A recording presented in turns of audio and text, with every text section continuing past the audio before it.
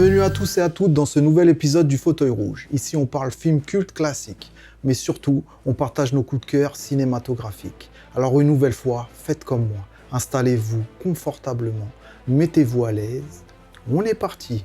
East Los Angeles dans les années 70-80. C'est ici que grandissent Paco, Cruz et Miklo, trois frères de cœur, trois carnalitos unis et réunis par l'arme. Ils connaîtront trois parcours de vie très différents. Je viens vous parler du film Les Princes de la Ville, tourné entre 1991 et 1992. Viva las vatos locos! Certains ont été matrixés par Scarface.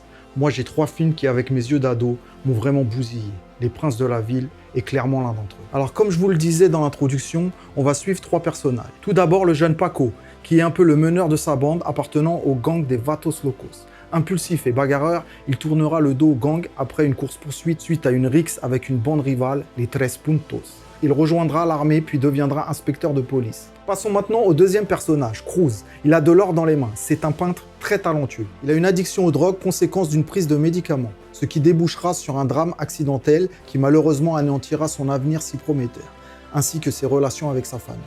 Sa trajectoire sera marquée par la douleur, autant physique que psychologique, mais aussi l'espoir d'un renouveau. Nous arrivons sur le troisième personnage, Miklo. Il est blond aux yeux clairs, ce qui le complexe car il se sent plus que jamais Chicano à part entière, et il compte bien prouver au gang qui il est.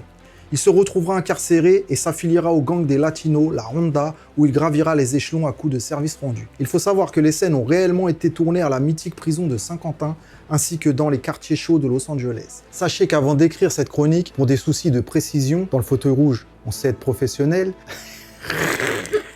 j'ai regardé le film pour la 200e fois et je l'aime toujours autant. J'espère que ce nouvel épisode du Fauteuil Rouge vous a plu. Je vous donne rendez-vous la semaine prochaine pour un nouveau coup de cœur. Jusque là, prenez bien soin de vous. Peace!